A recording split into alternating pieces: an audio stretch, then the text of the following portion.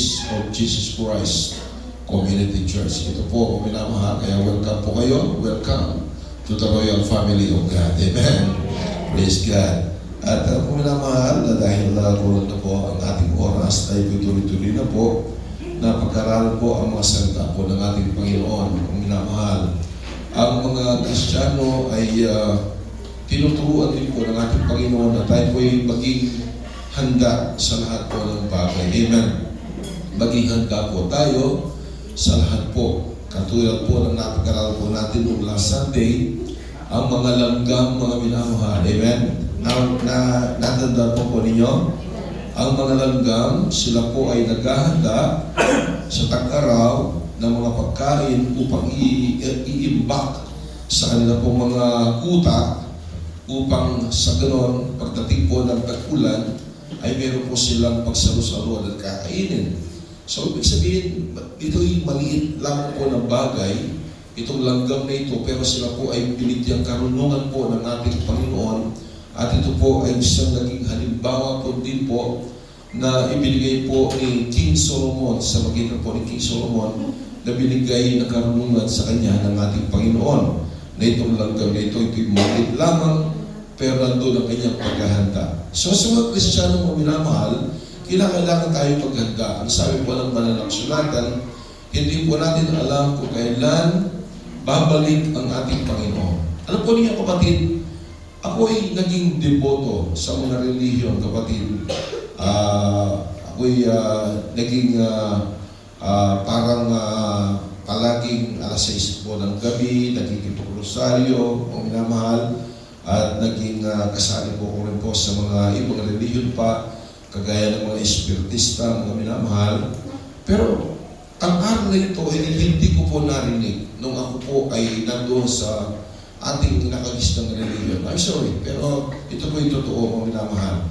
Pero nung ako po ay naging Kristiyano, tinawag po ako ng ating mahal na Panginoon, meron po palang pag-asa. Akala ko kapag nabuhay ang tao, siya'y isinilang, pagkatapos lalaki ko siya, mag-aaral ko siya, tapos mag-aasawa ko siya, tapos manganganak po, magkakaroon ng apo, o minamahal, tapos mamamatay. Period. Akala ko ganun lang ang tao, o minamahal ang buhay ng tao. Pero dito po sa banal na kasulatan, sa ating paglilingkod sa Diyos, ay meron po tayong inaasam-asam na pag-asa. Yung pag-asa ng mga minamahal, yun ay pinakita ng Panginoon na siya po ay namatay, but after 3 days, He rose from the grave, mga minamahal. Siya po ay bumangon mula sa kanyang libingan at siya nabuhay na muli. Ganun din daw po tayo kapatid. Amen. Balang araw na tayo po ay namatay, pero meron po tayong pag-asa. Pagtunog ng pagkakaroon ng Diyos, ang Diyos mismo, ang ating Panginoon Yesu Cristo, siya po ay bababa mula sa langit. At ang lahat po ng nangamatay kay Kristo, kagaya ng mga apostoles, kagaya po natin, na tayo mahilit na naglingkod sa Panginoon, tayong lahat ay ibabagong muli at bubuhay muli ng ating Panginoon. Halimbawa, na-cremate ka kapatid, na-cremate ka, naging abuan na lang. O kaya naman yung katawan mo, mga minamahal, ay inilibing na at kinain na po yan ng mga uod, kapatid. Balang araw yan ay bubuhin. Yan po ay mabubuong muli. Ikaw ay magkakaroon, mga minamahal ng katawan, pero ang katawan ito ay katawang wala ng pagkasira. Amen. Ito po ay glorified body na ito'y kukunin ng Panginoon in a twinkling of an eye, kapatid. In a twinkling of an eye, isang mata lamang, mga minamahal, at tayo isnatch, hahablutin ng Panginoon, at tayo po'y papasalin pa alapaak upang salubungin ang ating Panginoong Jesucristo upang tayo ay dalhin doon sa langit na magkaroon tayo, kapatid, ng bahay, ng mansion na kanyang inihanda para sa kanyang mga anak. Amen? Palakpakan po natin ang Panginoon. Kung dito mga minamahal, nakatira ka lamang po doon po sa malapit sa may sapa, nagtayo ka ng tubo roon, mga minamahal, o kaya naman, ikaw ang siyang pinakamayaman. Imagine, yung bubong mo lang, kapatid, ay milyon-milyong halaga na. Anong sinasabi ko? Yung tulay. Amen. nakatira ka sa ilalim ng tulay, milyon-milyon kapatid, ang iyong bubong, mga minamahal. Pero kapatid, ang sabi ng banal na kasulatan, kapag ikaw ay nandun na sa langit, kagaya ng ginamit po natin kanina, lantay na ginto, mga minamahal, ang iyong lalakaran at mayroon kang mansion sa langit na inihanda para sa iyo ng ating Panginoon sa Kristo. So maghanda, hindi naman mga minamahal na gagawin mo yun para ikaw ay maligtas. No, kapatid. Ito ay isang reaction, kagaya ng sinabi ni Brother Elliot. Ito ay reaction. Tinawag tayo ng Panginoon. At ano ang reaksyon, kapatid? Ang reaksyon nun ay maglingkod tayo sa Diyos. Kasi tinawag tayo ng Panginoon at maglingkod tayo sa Diyos. Kapag tinawag ka ng Diyos at naglingkod ka sa Panginoon, ang sabi ng ating Panginoon Jesus, if you love me, keep my commandments. Ano sabi ng Panginoon? Kung iniibig niyo ako, sundin ninyo ang aking mga utos. Gawin ninyo ang aking mga utos. Yan ang sabi ng Panginoon. Kaya po kapatid, kapag ikaw ay tinawag ng Diyos sa kanyang biyaya, tinawag ka ng Panginoon, bagamat palagi niyong narinig po rito sa pulpito nito na hindi tayo maliligtas sa ating mga mabubuting gawa na pwede natin ipag-ibang, ay pwede ba ako magkasala? O pwede na ba akong gumawa ng kasalanan? Pwede na pala akong magbisyo kasi hindi naman pala sa mabuting gawa na ako'y maliligtas. Hindi po yung kapatid. Ang ibig sabihin, kapag mga minamahal, tinanggap mo ang biyaya at ang pagliligtas ng Diyos, of course, mayroong reaction. Ano ang reaction? Anong sabi po ng Romans chapter 6 verse 1 and 2? Mga minamahal, ang sabi ni Pablo, ngayon na tinanggap na natin ang biyaya ng Diyos. Magpapatuloy ba tayo sa ating kasalanan o sa ating pagkakasala? Ano masabi dito, mga minamahal?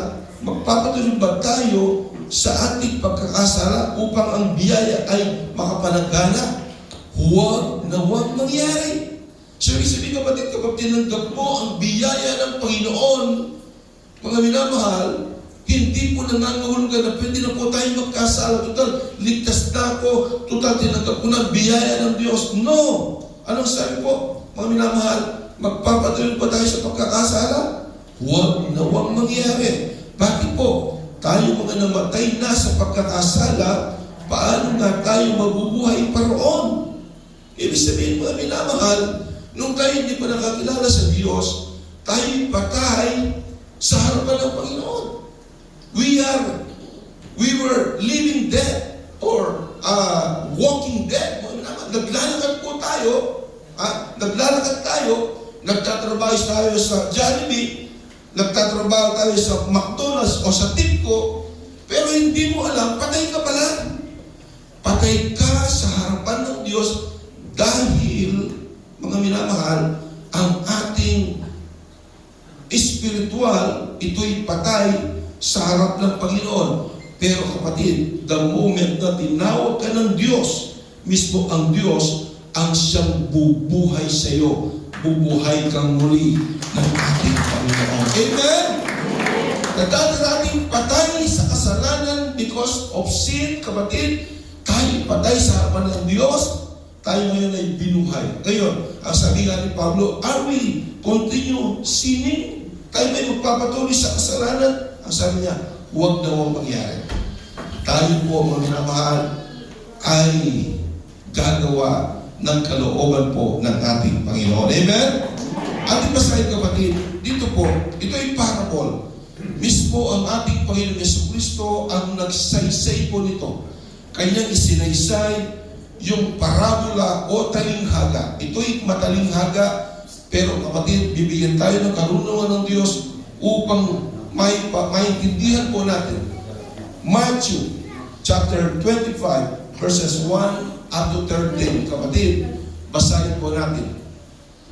Ang kaharian ng langit ay may ahambing sa 10 birhen o 10 virgin na kumuha ng kanilang mga ilawan at lumabas upang salubungin ang lalaking ikakasal. Ang 5 sa kanila ay mga hangal o mangmang at ang 5 ay matatalino.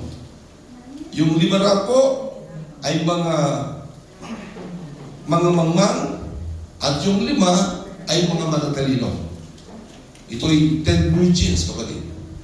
Sapagkat nang kunin ng mga hangal ang kanilang mga ilawan, ay hindi sila nagdala ng langis. So, ibig sabihin, meron daw po silang ilawan, pero wala po silang langis o sapat na langis na dala. Ngunit, ang matatalino ay nagdala ng langis. May nagkukwentuhan po ba dyan, kapatid? Kaya niyo po, mahalaga po ito. Mga minamahal, ako po'y nagsusumamo po sa inyo. Huwag po kayong magkwentuhan, kapatid. Amen. Amen. Matalino, maano po mo naman, seloso ang ating Panginoon. Praise God. Ulitin po natin.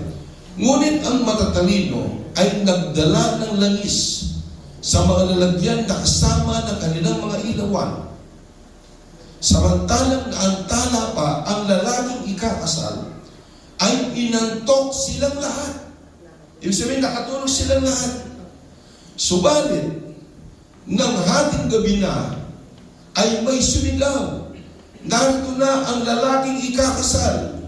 Lumabas kayo upang salubungin siya. Bumangon lahat ang mga birhen iyon at iniayos ang kanilang mga ilawan. At sinabi ng mga hangal sa matatalino, bigyan ninyo kami ng inyong langis, sapagkat namamatay na ang aming mga ilawan. Ngunit sumagot ang matatalino na nagsasabi, maaring hindi sapat para sa amin at para sa inyo. Kaya pumunta kayo sa mga nagtitinda at bumili kayo ng para sa inyo. At habang pumupunta sila upang bumili, dumating ang lalaking ikakasal. Ang mga makapaghahanda, ang mga nakapaghanda ay pumasok na kasama niya sa biging ng kasalan at isinara ang pintuan. Isinara. Close na po ang pintuan.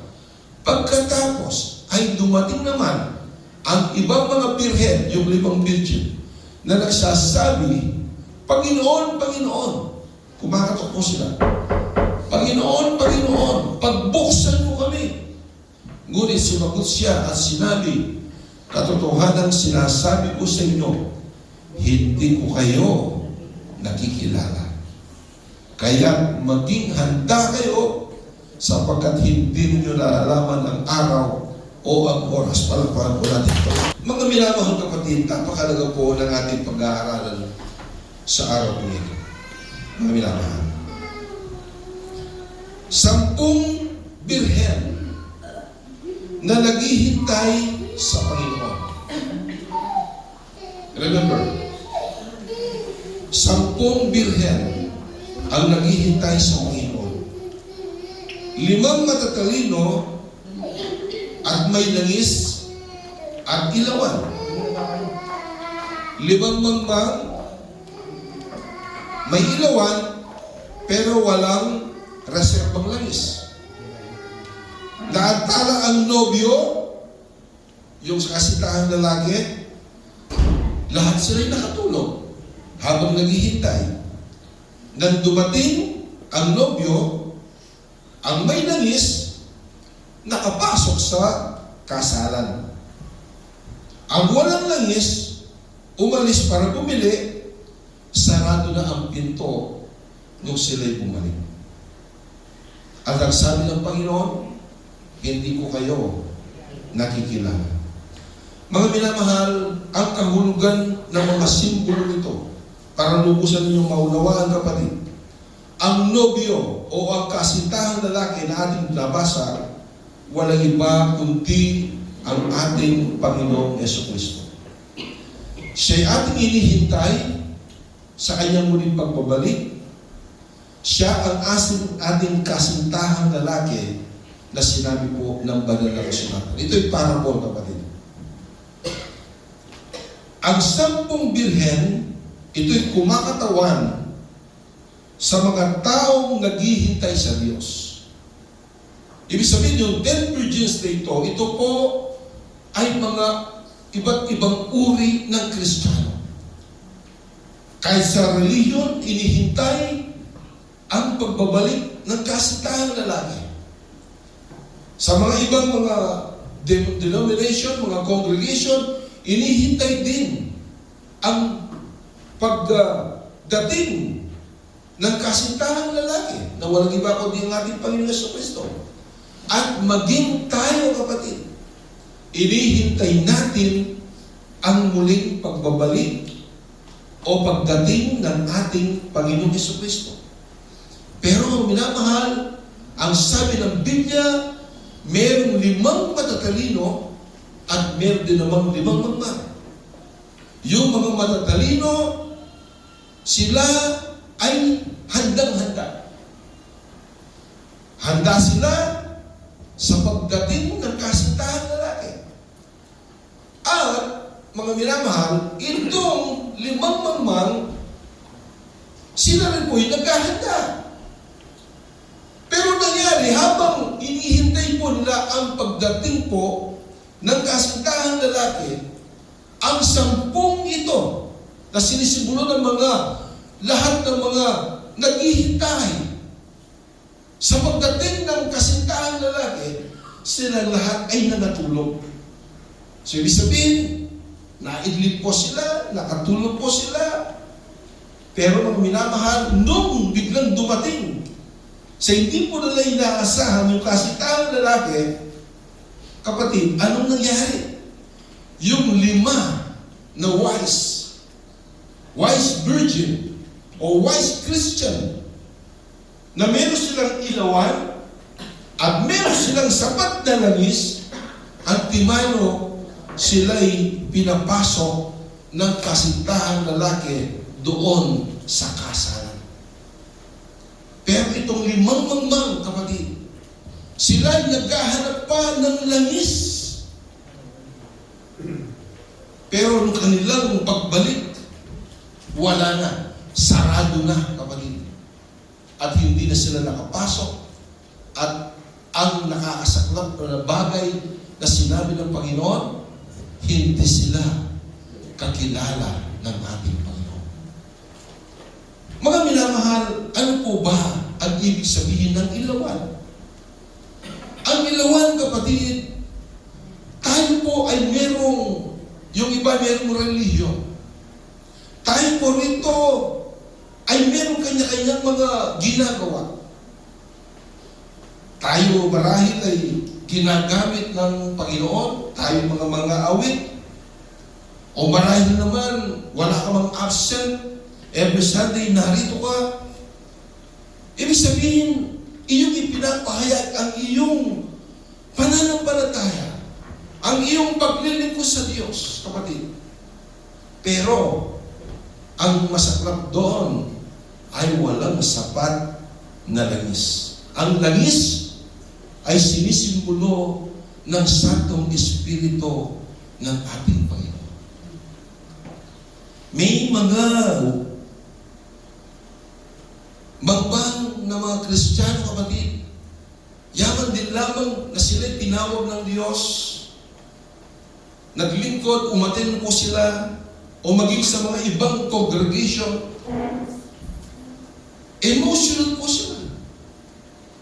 Pagdating ng mga papuring awitin, ng mga solemn songs, nandun yung kanilang iyakan, yung ba'y parang emotion, kapatid. Kapag nakita yung isa na umiiyak, napapaiyak na rin sila. Para silang nanonood ng Flor de Luna. Amen. Para silang nanonood, kapatid, ng magandang telenovela na very romantic and emotion, kapatid. Doon lang sa kanilang mga linya na sinasabi, mapapaluha ka. Amen. Meron din po ganoon, kapatid. Sa mga ibang congregation, maging sa atin, marahil mong namahal, tayo ay natatagay ng ating mga emotion. Subalit, kapatid, yung po bang mga umiiyak na nanood ng telenovela, yung ba ay Santong Espiritu tayo, ikaw ay umiyak, kapatid? Meron tinatawag na crocodile tears. Amen. Yung mga crocodile, kapatid, alam po ba ninyo, kapatid, ito na po yung nakakain po ng tao mo naman. Sila ay umiiyak. Sila'y naluluha. Parang paimbabaw yung kanilang pagluha. So, ibig sabihin, kapatid, hindi sapat ang kanilang langis. Amen? Bakit? Kahit na anong gawin mo, kapatid, kung ikaw mismo ang parang nagtatrabaho ng iyong kaligtasan, I'm sorry, talagang kulang na kulang ang langis mo. Pero kung ikaw ay naniniwala at sumasampalataya sa ating Panginoong Jesucristo, ng ating Panginoon, na siya'y namatay para sa iyo, naniniwala ka na hindi mo maliligtas ang sarili mo because of your good deeds, mga minamahal, dahil sa iyong mga mabubuting ginagawa, mga minamahal, at ikaw ay naniniwala na ikaw ay maliligtas dahil sa biyaya ng Diyos, mga minamahal, ikaw ngayon ay pwede kong taburiang matatalinong mga Christian. Like the wise virgin na 5 virgins. Bakit? Mga minamahal, imagine, sila lahat ay natulog. Nakatulog sila. Ibig sabihin, kahit sa pananampalataya, nakatulog po sila. Yung ating Panginoon, sinasabi natin na babalik na siya, pero nainip ka. Akala ko ba babalik na ang Panginoon? Yung sa Facebook ka, nakita ko sa nung December, sabi darating na ang Panginoon. Ngayon meron namang hula sa Marso o kaya naman sa Hunyo, darating ang Panginoon. Nainip. Itong mga Kristiyano nito, kaya anong nangyari? Nakatulog din sila. Silang lahat, yung mga 10 virgins na yun, maging yung mga matatalino, nakatulog po sila. Ibig sabihin, lahat sila marahil ay nag-stop sa kanilang paglilingkod. Natulog ang kanilang pananampalataya. Natulog ang kanilang paglilingkod sa Diyos. Pero anong nangyari? Nung dumating ang kasintahang lalaki, bagamat nakatulog silang lahat, pero yung 5 kapatid, sila ay pinapasok doon sa biging o sa kasalan. Bakit? Dahil handang-handa sila, dahil meron silang tatak ng Santong Espiritu. Amen? Dahil sabi ng Biblia, nung ikaw ay dumanggap sa ating Panginoon, dahil ikaw ay tinawag ng Diyos, naglingkod sa ating Panginoon, tinatakan ka ng Santong Espiritu. Kapag tinatakan ka ng Santong Espiritu ng Panginoon, mga minamahal, kahit anong mangyari, ikaw man ay manlamig kung sakali, ikaw man ay nadapa, kapatid, at dagdan ka ng kasintahang lalaki, walang iba kundi ang ating Panginoon, na ikaw ay nakadapa, ikaw ay nalalamig, mga minamahal, kung ikaw ay tunay na tumanggap ng biyaya ng ating Panginoong Jesucristo, ikaw ay sugradong kasama ka sa isang kasalan. Pero itong 5 mangbang na ito, mga minamahal, bagamat meron silang ilawan, ibig sabihin, naglilingkod sila sa Panginoon. Sila rin po, mga minamahal, hallelujah, ay uma-attend. Marahil yung iba'y ginagamit pa ng ating Panginoon, pero kulang sila sa langis. Yung langis na ito, mga minamahal, aking inuulit, ito ang Espiritu Santo ng Panginoon, mga minamahal. Kailangan ito, at hindi mo ito, mga minamahal, nakukuha dahil sa init ng paglilingkod mo sa Diyos. No! Ang Santong Espiritu ito ng ating Panginoon, ito'y kusa na ibinibigay sa iyo ng ating Panginoon. Amen? Nakukuha ka ba din? Ito'y kusa na binigay sa iyo kasi pinili ka ng Panginoon. Tinawag ka ng Diyos. Amen? Kaya po, mga minamahal, nung dumating na itong kasintahang lalaki, ano ang nangyari? Yung 5 mangmang na ayaw maniwala sa grace ng Panginoon, Panginoon, naniniwala sila sa mga gawa po nila na kulang sila sa langis, kapatid, pero meron silang ilawan, kulang sila sa langis. Anong nangyari? Dumating ang Panginoon, hindi sila pinapasok. Anong sabi ng Matthew chapter 7 verse 21 up to 23? Hindi lahat na tumatawag sa akin, Panginoon, Panginoon, ay papasok sa kaharian. Hindi lahat na nagsasabi sa akin, Panginoon, Panginoon, ay papasok sa kaharian ng langit, kundi ang gumaganap ng kalooban ng aking Ama na nasa langit. So, ibig sabihin, meron tayong gagawin, kapatid, yung kalooban ng Panginoon. Ano ba ang kalooban ng Diyos? Ang kalooban ng Diyos ay ating tugdin, ating sundin, kapatid. Ang kalooban ng Diyos, ang sabi niya, fear God. Fear God, matakot kayo sa Diyos. Kapag ikaw ay merong takot sa Diyos, ikaw ay maglilingkod sa Kanya. Amen po ba? Kahit lang sa master mo, kahit lang sa pamilya mo, kapatid, yung tatay mo, kung may takot ka sa tatay mo, kung ano ang sinabi ng tatay mo, yun ang gagawin mo. Amen po ba? Kapag sinabi ng tatay mo, anak, pumunta ka sa bukid, anong gagawin? Dahil mayroon kang takot sa tatay mo, pupunta ka ng bukid. Ganon din po, kapatid, sa ating mahal na Panginoon. Kung mayroon kang takot sa Diyos, kung ano sinabi ng Panginoon, yun ang gagawin ng kanyang mga anak. Amen? Kaya po, mga naman, ang sabi po dito, hindi lahat na tumatawag sa akin, Panginoon, Panginoon. Hindi ba? Pumunta ka ng mga reliyon, iba't ibang klaseng reliyon, walang punta mo. Hindi ba sila tumatawag sa Diyos? Tumatawag sila. Amen po ba? Pero mga minamahal, anong sabi po dito? Yun lamang pong gumaganap na kalooban ng aking Ama na nasa langit. Sa 22. Anong sabi dito sa 22, kapatid? Sa araw na iyon ay marami ang magsasabi sa akin, Panginoon, Panginoon, hindi ba nagpropesiya kami sa iyong pangalan? Hindi ba nagpalayas kami ng mga demonyo sa iyong pangalan? At sa iyong pangalan ay gumawa kami ng maraming gawa ng makapangyarihan? Ito, pinagyayabang nila kanilang gawa. Kasi balang araw, kapatid, ang sabi ng Biblia, small and great. Ibig sabihin, maliliit man at mga dakila, mga hari at mga dukha, kapatid, tayong lahat ay walang accepted. Tayong lahat ay aharap sa hukuman ng ating Panginoon.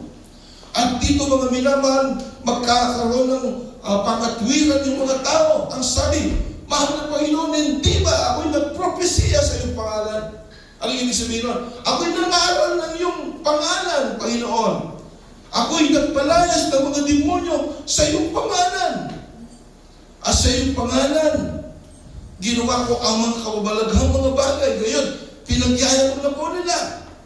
Nakala mo, mga minamahal, sila ang kapag nagpalayas nila ng demonyo, nasa katotohanan na sila. No! Kapag sila'y umaasa pa rin sa kanilang mga gawa na kanilang ipinagmamalaki upang sila'y maligtas, I'm sorry, sila'y tinaguri ang mga mangmang na Kristiyano. Amen po ba? Pero ang mga matatilinong Kristiyano, kapatid, hallelujah, I am hoping and praying na lahat tayo po rito ay kabilang doon sa mga matatalinong Kristiyano. Wala tayong inaasahan dito, kundi ang habag at biyaya ng Panginoon at pangalaman sa Panginoon. Pagminamahal, tayo ay pugunin ng ating Diyos na buhay. Amen? Everybody say, praise the Lord. Palapakan po natin ang Panginoon. At sabihin ko sa sabi ko, at kung magkagayon ay ipapahayag ko sa kanila, hindi ko kayo kilala kailanman. Imagine na, naglingkod sila sa Diyos. Maraming meron silang reliyon. Maraming meron silang denomination. Meron silang congregation, kapatid. Itinagas din nila ang ating Panginoon si Kristo. Sila rin ay nagpupuri sa Panginoon. Sila rin ay umaaten po ng linggo at Miyerkules, kapatid. Pero ang kanilang paniniwala, by works.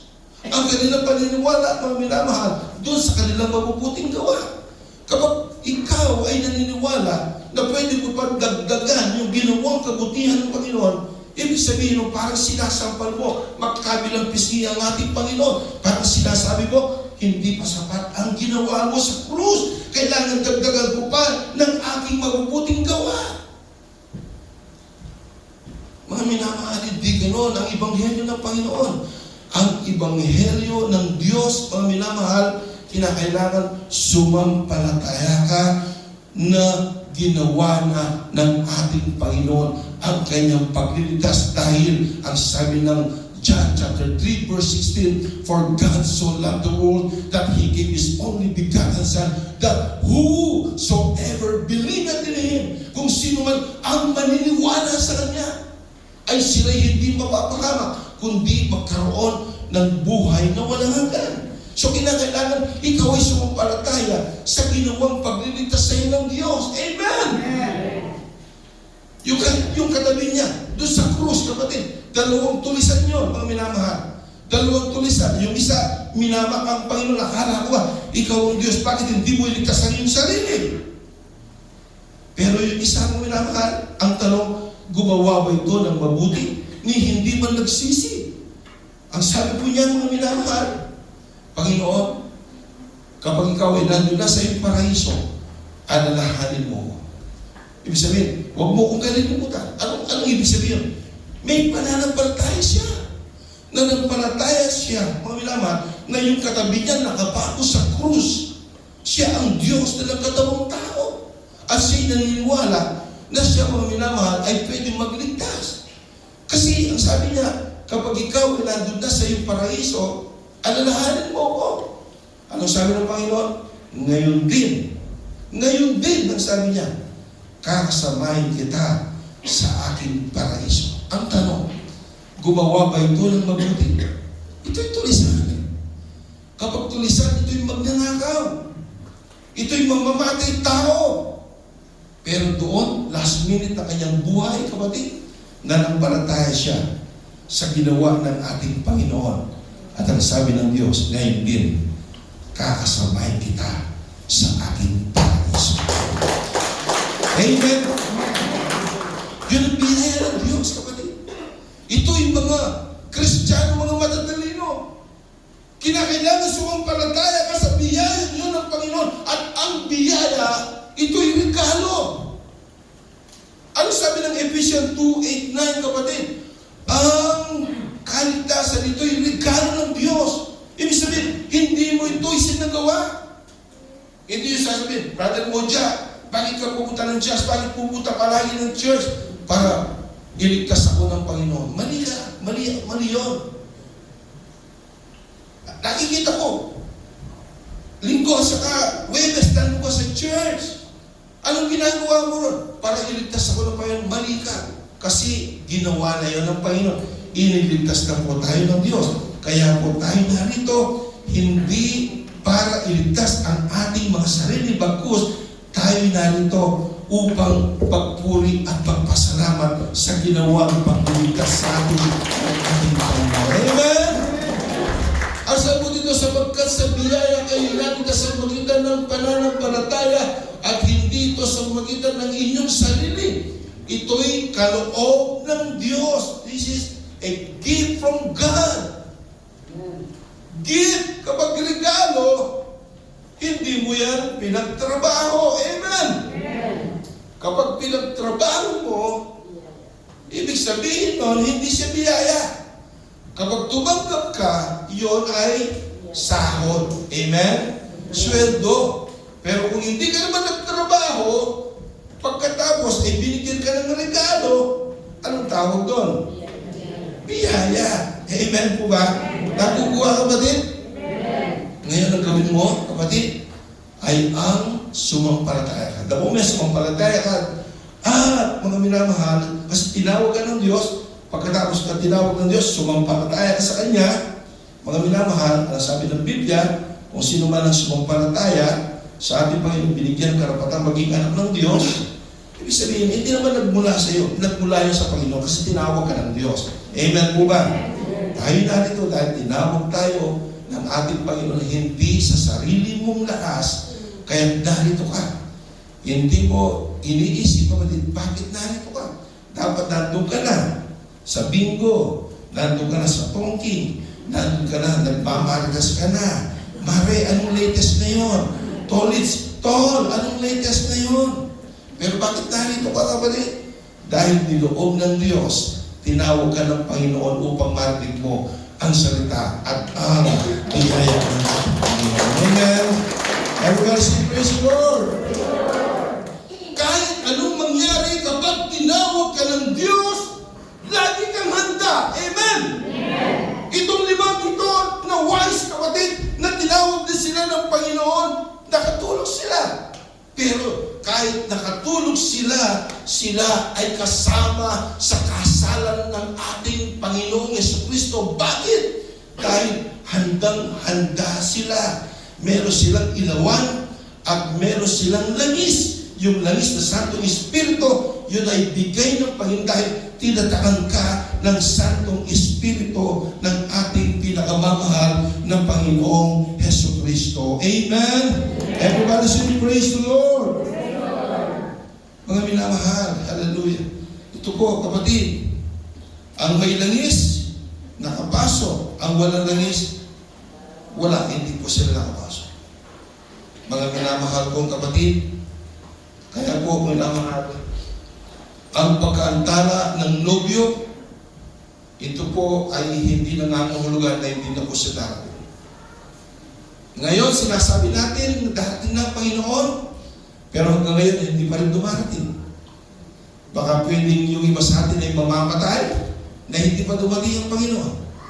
Pero mismo ang Diyos ay nangako, hindi mapagpaliban ang Diyos sa kanyang pangako.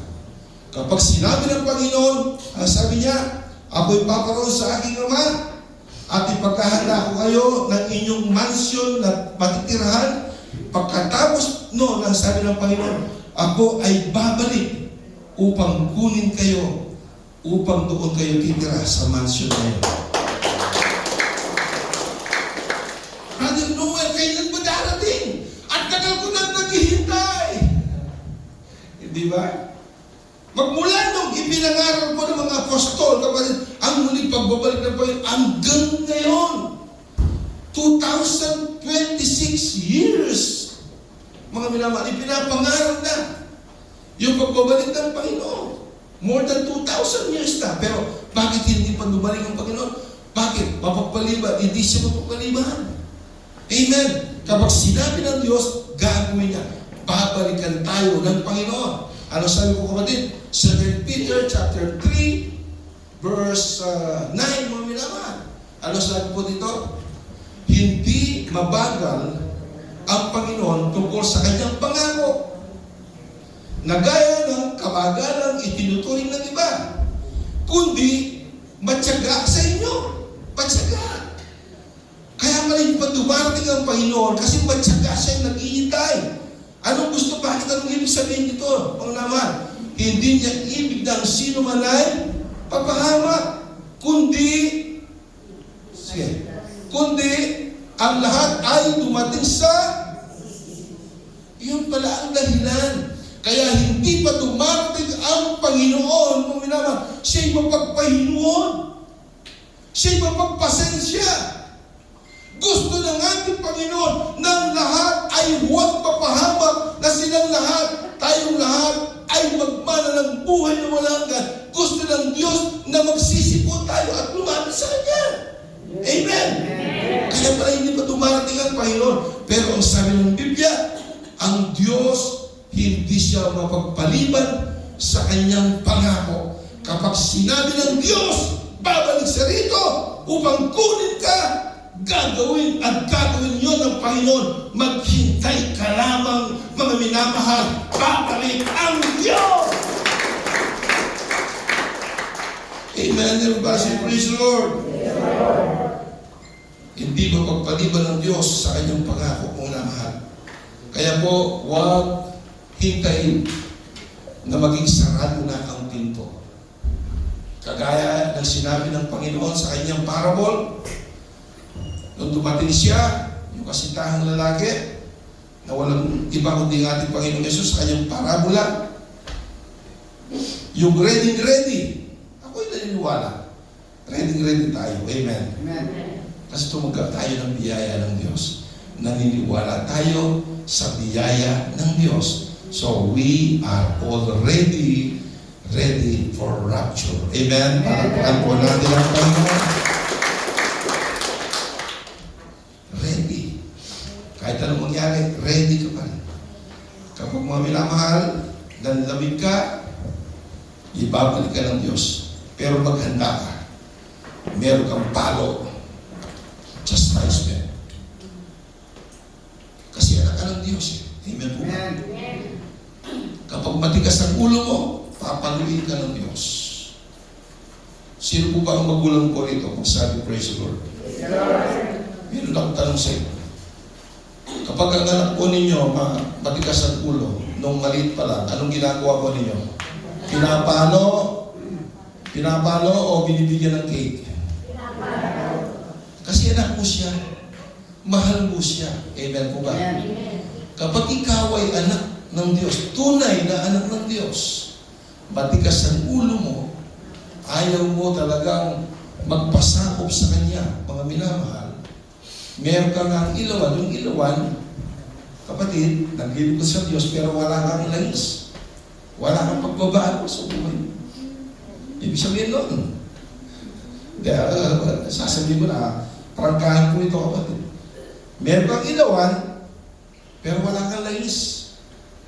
Kasi kung may langis ka, mayroon pa sa ating Espiritu ng Panginoon, babaguhin ng Diyos ang buhay mo.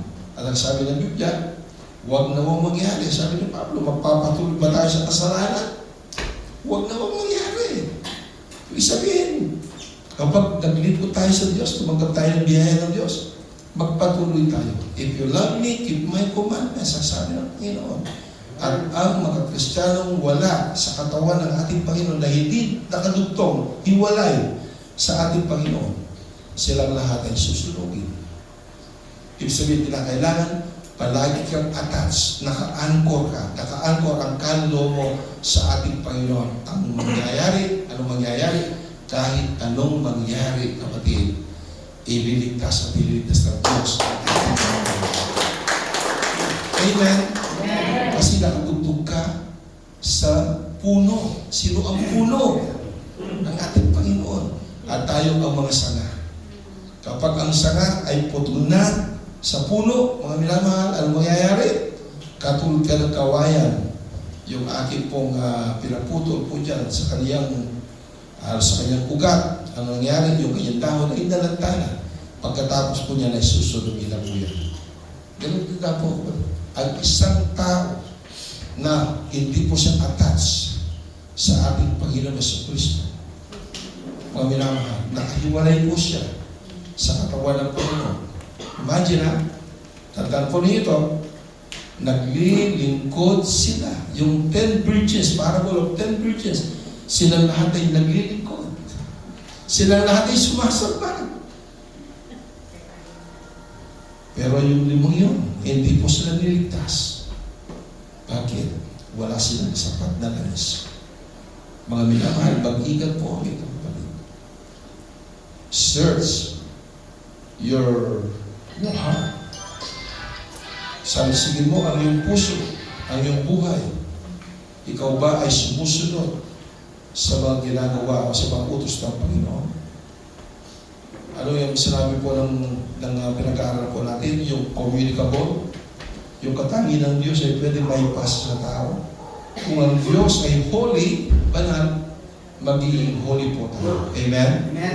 Hindi po holy sa paradamit. Akala kasi ng mga iba, kapag holiness ang pinag-uusapan, yung damit. Mga minamahal. Kapag ba yung babae na nakapatalo na, hindi na holy. Sa ibang lugar na, yung mga babae sila nakapante. Di ba? At mga lalaki sila nakapante. Sa India na, yung mga lalaki sila nakapante.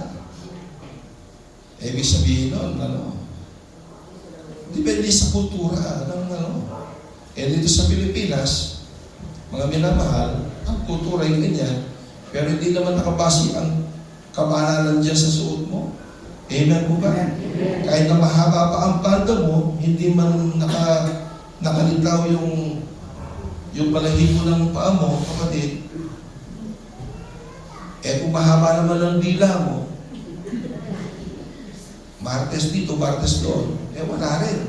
Amen po ba? Amen. Mahaba man ang buhok mo, hanggang dito, mamilamahan. Wala rin. Amen. Dahil ng Diyos, kapatid, tumitingin siya sa puso ng tao. Dahil ang puso ng tao, ito'y mandaraya. Alam naman ng Diyos kung dinadaya mo ang Diyos. Amen po ba? Amen. Pwede mo sabihin na Kristiyano ko, pero sa born again ako. Pero sa pagdating mo sa bahay, hindi ka born again. Born ka pala. Hindi ba? Kaya mong dayahin di ba? Amen po ba? Kaya po mo minamahal. Ang sabi ng Biblia, if you love me, keep my commandments. Para maging wise ka, kapatid, mga minamahal, sumampalataya ka at ikaw iniligtas ng Diyos dahil sa Kanyang biyaya. Amen! Amen! Makatulog ka man, kahit anong mangyari, ready ka, makatulog ka man sa iyong paglilingkod sa Diyos dahil ikaw ay tinataan ng Santong Espiritu ng Panginoon. Pagdating ng kasintahan lalaki, ikaw ay papapasukin sa kasalan ng Panginoon.